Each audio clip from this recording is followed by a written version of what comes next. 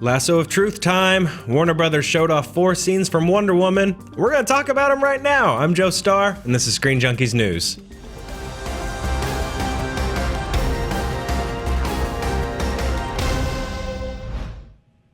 Warner Brothers revealed 16 minutes of their upcoming DC film, screened for the first time for anyone outside of post-production and presented by director Patty Jenkins herself.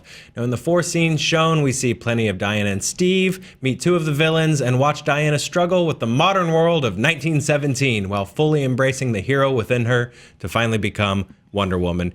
Here to talk through these scenes with me is none other than the writer of DC's Wonder Woman 77 and my on-camera boyfriend, Mark Andreyko. Hey, sweetie. Good to see you. That the whole fact the homoerotic tension between us overcomes the fact that it's 2 white guys talking about Wonder Woman. Exactly. I wanted to really get that up front. That I have my heart wears a tiara for you to really. I'm the one that your wife gives you the free pass for, right? Exactly. Awesome. Exactly. You're my hall pass. So we got a couple of big scenes in this footage that I sort of wanted to chat with you about, and the first one is Steve and Diana leaving the island. They're on a boat. They have sort of fun back and forth. He tries to sort of set up separate sleeping areas for the 2 of them. And they have some fun back and forth sort of about the concept of marriage. The reaction to these character beats is super positive.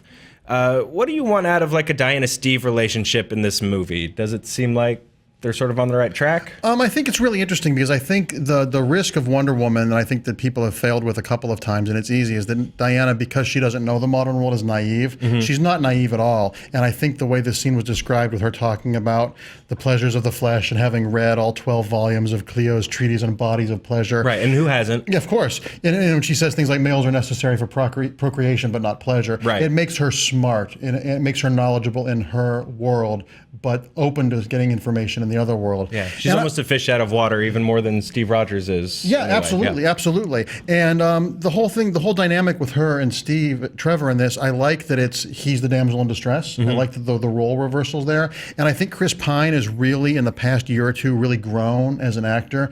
You know, the guy that was in the first Star Trek movie was also fantastic and Oscar-worthy in Hell or High Water. Yeah. And I think he's also very funny. And very committed. So I think he gets it. I think he's going to play it with enough of a wink and a nod, but not make it smarmy or smug. And he's kind of blandly good looking in the best possible way. So I think because they're doing Wonder Woman exotic, as if she is Greek and has olive skin and stuff, you need sort of a blonde, blue-eyed American. So the dynamic, I think, will be really fun. And he's going to be having fun because the movie doesn't rest on his shoulders. So he can be more playful as an acting standpoint. He can have more room to wiggle around because no one really knows who Steve Trevor is. The real onus on this is on Gal Gadot. So I'm assuming, in just the bits I've seen, he looks really relaxed. So I think it's a good thing. Yeah, he's sort of there to have fun, and hopefully that sort of comes across on screen. The next scene, we've got our villains. General Ludendorff, I like saying German names, they're fun. Confirming with Dr. Maru, who I believe ends up being Dr. Poison. She is offering him gas that will, quote, restore his strength, and when he inhales it, he glows, and then he crushes a pistol with his bare hands. I'm not familiar with these 2. Can you talk to me about I'm not familiar with Dr. Ludendorff either. It's fun to say. Yeah, exactly. But I think, he's a Nazi. So, not Nazi. German. Proto-Nazi. He was pre-Nazi. And Doctor's Poison is a great doctor. And with the sort of Boardwalk Empire plaster face over the shark. That's always really disturbing. And having a really powerful female villain in the movie who's a villain because of her intelligence is also a step in the right direction. She's not overly sexualized and not wearing like a bikini. She's a doctor who is making these nerve agents. Because it gives him powers, I'm wondering if maybe in the Wonder Woman mythos, there's a thing on the island called the Purple Ray that has healing factors. I'm wondering if that's going to tie into what this mist is, this gas that she's found. But I don't think either one of them are the main villain. I'm assuming Ares, the god of war, is going to be in this movie. And David Thewlis is listed in the cast, but there's nothing listed as to who he's playing. Right, and there was sort of one sort of slight nod to Ares in this footage they showed that we're assuming is about Ares as Diane and Steve are leaving the island. Hippolyta, who's played by Connie Nelson, is asked, or told rather, you should have told her. And she says, the more she knows, the sooner he'll find her. We're assuming that's about Ares. How do you think Ares is going to play into this movie? Well, I think David Thewlis, if he's playing Ares, and I don't know that for a fact, but if he is playing Ares, he's such a good actor. And he was in a great movie, a Mike Leigh movie called Naked, where he was so scary and terrifying. And I think he could be really, really great as Ares. And because he's a lanky man, he's an interesting body type for Ares, because you think a god of war is going to be a big, bulky guy. You think he's going to, like the video game, yeah. This makes him much more of a statistician, much more of an intellectual Ares, which I think is really cool, playing the chess game of war. And I think that's really interesting. So I think he's it's a way to tie into the Greek mythology, but not make Clash of the Titans. You get the best of the both worlds by setting it in the quote unquote modern world of 1917. You get your cake and eat it too. Right. Well, and speaking of cake, we got the full version of the money shot from the trailer, which is her sort of making her trench charge in that World War I battle. The context apparently is there's a battalion that's been pinned down by machine gun nests. And we sort of see Diana as this hero that's motivated by compassion and desire to protect the weak. The dialogue that sort of takes place before is Steve says, hey, this isn't what we came here to do. Diana turns away, and when she turns back, she's put her headband in place, and she says, no, but it's what I'm going to do. This is a hero sort of doing a heroic thing and really sort of going out of her way to protect people. Is this sort of like, do you think this movie sort of signals a tone shift for the DCEU? Well, I think that it signals that they get Wonder Woman, because I've always said, as someone who's written Wonder Woman in various incarnations, Wonder Woman uses violence as a last resort. She will exhaust every possible thing. And by her being in a trench warfare and saying, okay, we've done this my way, now we're going to do it the way it needs to be done to finish it. That shows that she doesn't take fighting or violence lightly. So the message is, it should be the last resort. You need to extend a hand before you throw a punch. And I think that's really powerful, and it's going to have such reverberations for girls that go see this movie. It's going to empower them in a way that doesn't just minimize it into, if I'm stronger than you. Strength sometimes comes by not being the one to throw a punch. And I think that's really, really important.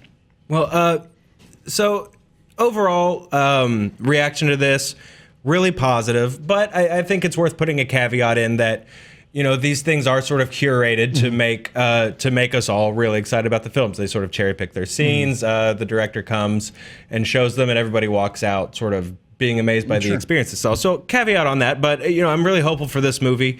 But lots of great movies have bad trailers, and lots of great trailers are for awful movies. So trailers are very hard to judge by. Look at Guardians of the Galaxy 2. The trailer before the most recent one is fantastic, in my opinion. The one that just came out feels like they're trying a little too hard. A little bit strained. It's like, oh, it's good, but they should have left well enough alone. So you can never judge a movie based on a trailer, because one of the best trailers ever made was for the Texas Chainsaw Massacre remake. And then there was the movie. True, that's fair.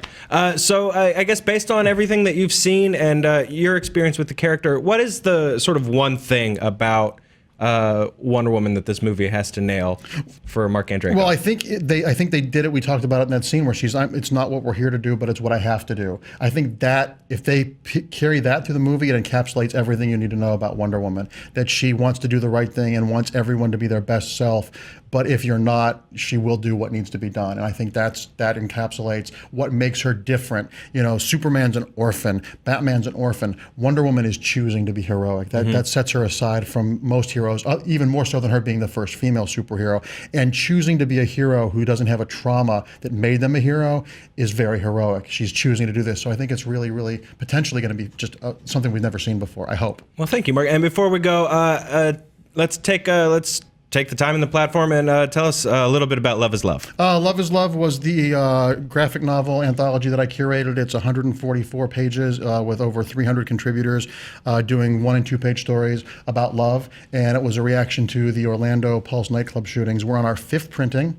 Which is incredible. We debuted at #1 on the New York Times bestseller list. We debuted at #1 on the Diamond list, which is through comic book stores. We went to #6 the following month, and then this most recent month, we went back up to #2 on the charts. I had friends who were at Emerald City Comic Con this past weekend who worked on the book, and they were all sending me texts and emails saying they were overwhelmed by how many people were so grateful the book exists. So we're probably going to generate in the 6 figures of money for the survivors and victims' families of this horrible event. And it's really, in a world that's really divided right now, it's really nice to see people come together and give. So it's available really awesome. now digitally. If you get it digitally, there's 18 pages of extra content. It's available at local comic book stores and Amazon.com. It's $9.99. Every penny that we earn goes to charity, and it's a really beautiful, powerful book, removing myself from it. And to bring it full circle with Wonder Woman, Patty Jenkins generously wrote the introduction for it because she had done the movie Monster with Charlize Theron in Orlando, so she has ties there. So it's a really wonderful thing, and it's a book that is a hard read, but a really good read, and especially in today's world. How you feeling about Wonder Woman, Internet? Let us know in the comments below. Politely, treat each other like people. Thanks for watching. Please click around here for more Internets and make sure to subscribe to Screen Junkies News. Bye, guys.